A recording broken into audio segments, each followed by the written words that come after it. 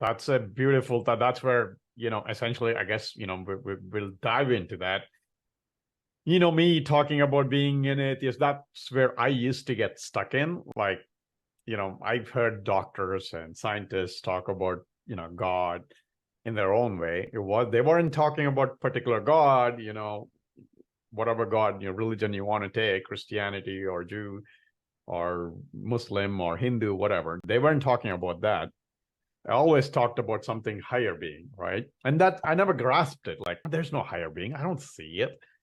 But going back to your whole explanation of how you dove into, right? At the end, scientifically, we're all energy. Everything is an energy. Everything, every being, everything, every material is energy. Going from that, then whatever that supreme thing is, energy. So it emanates from all that to what we are. Yeah. So that's how now I started to look at, understand, like, it's, in the classical way, where's this, again, going back to your whole, explanation on who are you? Who are me? Who am I? The body, but the body changes. Mind changes. Everything is, kind of malleable. So most people, I believe, like me, I was stuck in this whole thing about God, that there's this being, supreme being in a certain shape, form, whatever, like different shape, whatever your individual belief is. That's where I poo-pooed it. Like, how can that exist? Now that science and, spirituality merged for me, it completely changed my mind about what that supreme being is. It's more like when, going to Eastern philosophy, since I was kind of born in the Hindu philosophy, like the old thousands of year old text said that essentially you're God and you're part of God. And same the Bible, that's what it says, you are image of God. That's what they're saying. And it finally dawned on me, oh, that's what it meant. And that's where, when I talk to people, like they, talking about spirituality, that's where I go with whatever they are, wherever they are. I don't no longer try to contest their viewpoint. I'm like, okay, that's a way of understanding spirituality. That's all it is. It's nothing to do with, and that's science, same thing. When this mathematician, I wish I remembered his name, he created this whole formula of something superior being experiencing all of everything through us, being individual, individual terminals, I guess, how we would put it, which kind of blew my mind, like, that's what these old philosophers were talking about. It's all of, essentially in the ancient, Sanskrit and Maya, everything is an illusion, essentially. So anyway, that's where pretty much I was left with. And it left me with the feeling of basically love for everybody. That means they are part of me, right? I'm still trying to get there. You do that beautifully, Dr. Jamil. You do that really beautifully, because you constantly say that to everybody. People who do not understand that, maybe now you get to understand what Dr. Jamil is saying. Basically, he's saying, I love you because you are me, I am you. That's what he's saying. But anyway, that's what it left me at, and still in the process of getting there. Maybe not as good as you yet, but anyway, that's what it left me with. Yeah, I'd love to comment on that. And first, thank you so much for your kind words. And I want to close a loop on something that I realized I didn't close, that some of our listeners might be wondering. So I was making this connection between, like, let's say a Buddhist old school philosophy and this quantum philosophy. So when we get down to that deepest level and we say, well, what am I? There's, when you strip away the thoughts and the beliefs and all these things, you realize that that soul, that consciousness, that awareness, that whatever the word you use is, I am that. The thing is, everyone else is too. Because if I say this observer within me that I'm aware of, because if I'm aware of it, that's not me. It's got to be like the thing that is so zoomed out, I can't zoom out anymore. The thing that everything in my awareness is showing up within, That's like I, and I make a distinction between I and me. Mm-hmm. So that's I, but Jamil is me. Mm-hmm. In this physical vessel right here that is speaking, Jamil is me. Mm-hmm. But the I am, that's the awareness, that's the consciousness. Mm-hmm. But the thing is, if that's what I truly am, when you strip away all the personal side of it, like the name and the personality and all that, but that's what you are too. And if your name is stripped away and the personal side is stripped away, then what's the difference? It's all the one energy. It's all the one consciousness. In India, in Hinduism, there was a concept, the million masks of God. Like God's running around in the form of everybody else. Everyone's God wearing a mask. Right. And so again, it's just, please know that for everyone listening, there's nothing that I say today or ever that is meant to offend. It's meant to come from a space of this is just how the world has occurred for me over my journey. And if any aspect of it's useful, wonderful. If any aspect of it is thought-provoking for you, fantastic. If it isn't, then let it go. That's okay too. You know, I never claim that my way is the way. My way is a way. It's one of the many ways that, in this case, works for me. And it's worked for many people that I've shared it with. And so thousands of years ago, you had this kind of Buddhist philosophy, but it wasn't just them. All the religions had it. This idea of oneness, basically. And then you have this quantum, basically, with theory, let's say, that seems to be that it's all one energy. It's not even interconnected, because connected implies separation. And like it's connected. It's not connected because it's one thing. One thing. And from an energetic perspective, many of our listeners have probably experienced this at some point or another. You thought about somebody that you hadn't heard from in a long time. Maybe you haven't thought about them in a while, but you think about them, and within a minute, an hour, a day, they send you a text or they call you or you get an email, but there's some type of communication. And most of the time, that's happened to at least somebody listening, and it's pretty common. Now, let's say you say, well, that didn't happen to me. Say, okay, have you ever got a phone call or a text message, your phone buzzed, and you just kind of got a hunch of who it was, or you even picked it up, and then you looked at it and you were right? And most of our listeners, at least one, there's hundreds of examples, but just those two, most of our listeners, at least once that has happened. And if it's usually more common than that. And you sit there and you say, what a coincidence. But the reality is there are no coincidences. There's no accident. It's like you come from this space of, it's almost like your subconscious mind, your higher mind, let's say, is connected to cosmic Google, cosmic. And so when you think about somebody, depending on their level of sensitivity, their level of presence and awareness, they can feel that. I've done energy work with people across the planet and they've healed. They've felt me in the room with them. And you sit there and you go, well, that's not possible. It's happened. So clearly it is possible. Now it's just, maybe it's not possible from a narrow point of view. Are you willing to expand it out and be scientific and question it? You know, there's hundreds, if not thousands, of scientific papers and studies proving energy healing works. There's hundreds and thousands of books. I've read a couple hundred of them that are amazing. And it shows you PhD scientists, researchers doing all this stuff, right? And so I wanted to just close the loop on that. That's what I meant when I was making the comparison with the old school religions and modern day science. Now you use this idea of like love. I have three favorite words. One of them is namaste. And for many people, they might have heard the word, they may not know what it means. Different people define it differently. The way I've interpreted it and enjoy, expressing it is that namaste is typically used as a greeting. And what it means is, my soul honors your soul. I honor the place within you where the entire universe resides. I honor the light, love, peace, beauty, and truth within you, because it's also within me. In sharing these things, we are united, we are the same, we are one. And so when I say namaste to somebody, that all that is in the intention. It's almost like the God in me recognizes the God in you. I see the life force behind your eyes. I don't see that separation. And that's, I wasn't born like that. This is a practice every day. The background of my phone literally says, I'll hold it up on the screen, practice seeing God in everyone and everything. I'm not sure if you can see that. But that's been the background of my phone for years. And so it comes to that space of, and again, you can define it however you want. Some people don't like the word God because the word might be emotionally charged in a bunch of different ways. Practice seeing like life or source essence.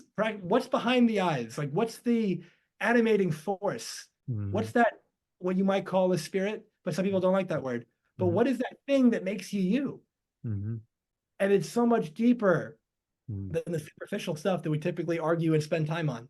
Mm-hmm. And so when I think about, I grew up Christian in a Christian family, let's say, and over time I got exposed to essentially as many of the world religions as I've been exposed to, and I've dove into them and I've questioned things, and I think this is a healthy habit to get into. Consistently question the things that you believe to be true. Right.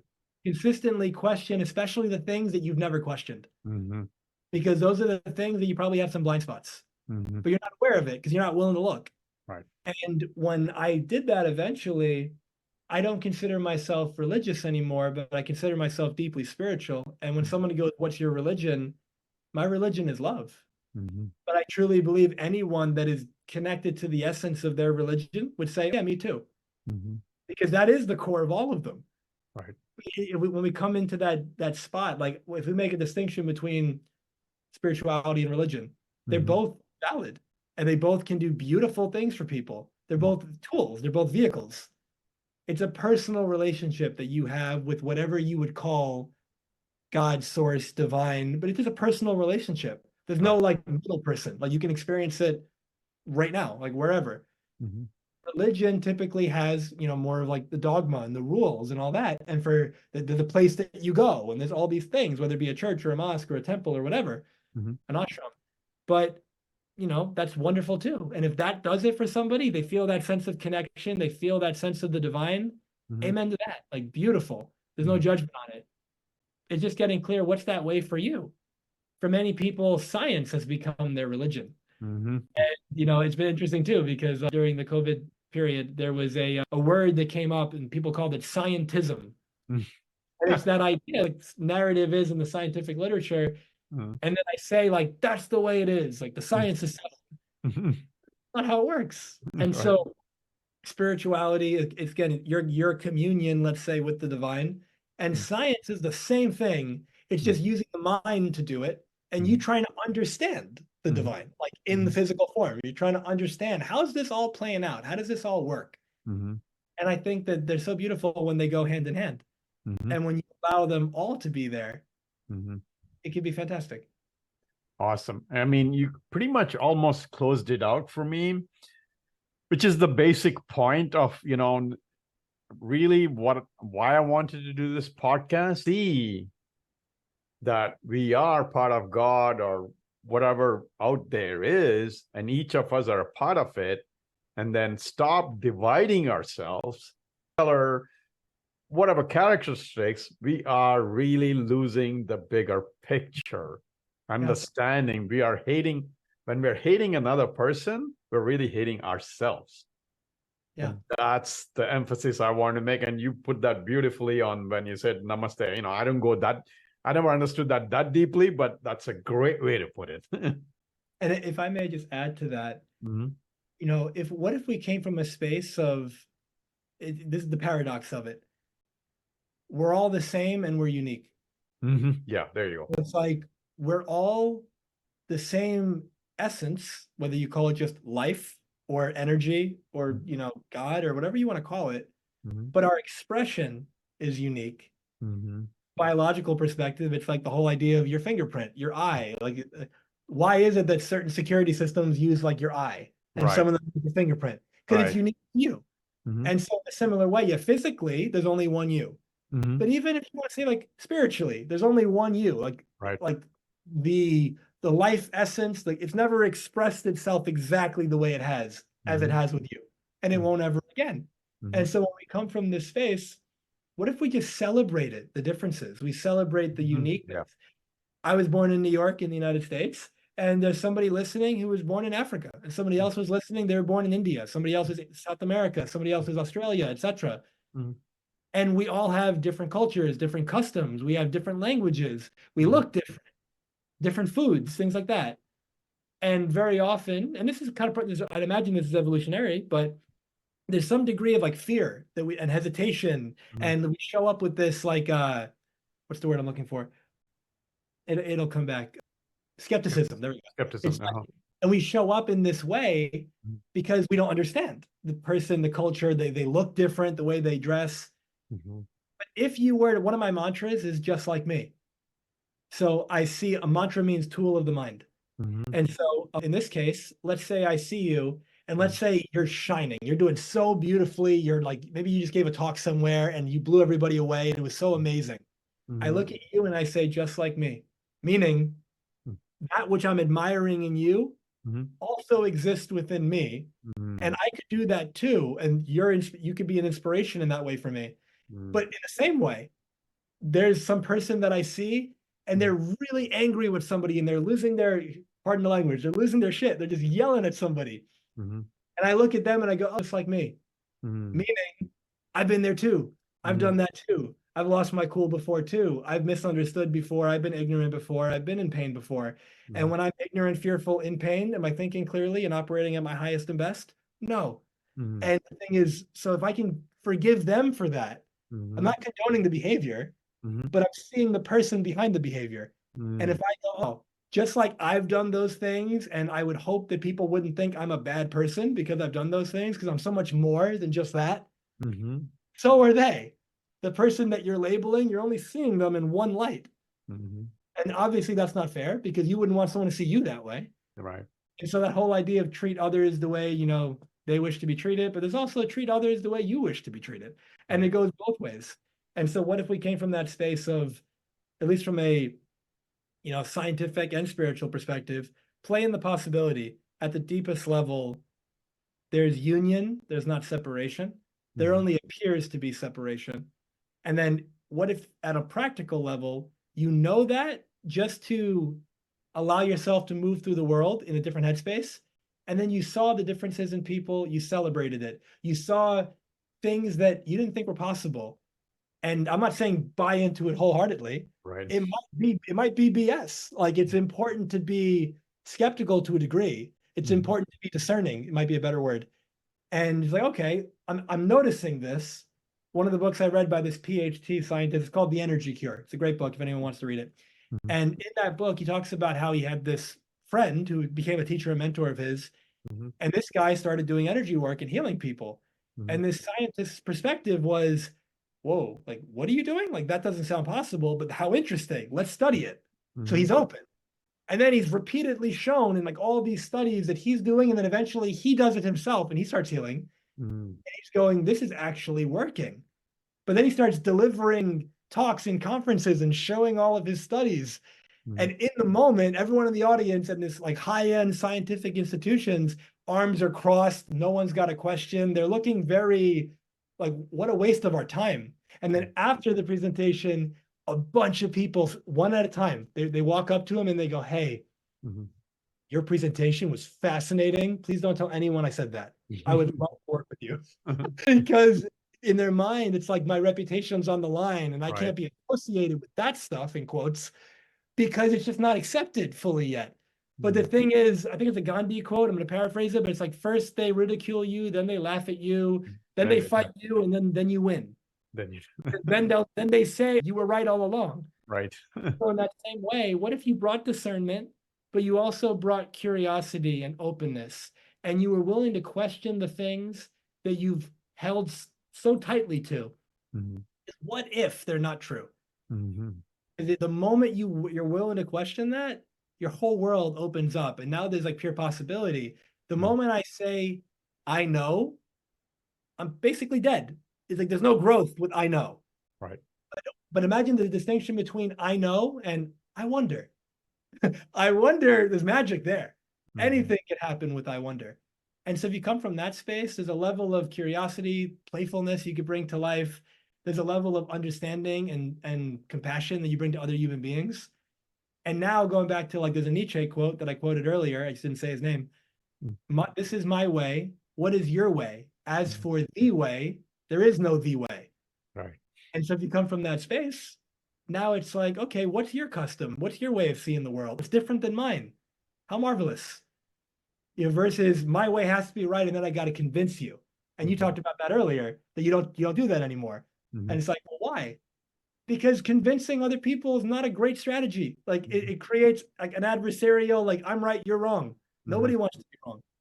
Right. But if you open up that possibility, whether it's from a scientific perspective, a spiritual perspective, I think you ultimately lead to the same endpoint. Awesome. That's a great way to wrap up. I'll just add a couple of thoughts to it. Basically, Dr. Jamil put it a great way. Like, celebrate. It's not that you have to agree with things. You don't have to, accept things, a certain person is doing.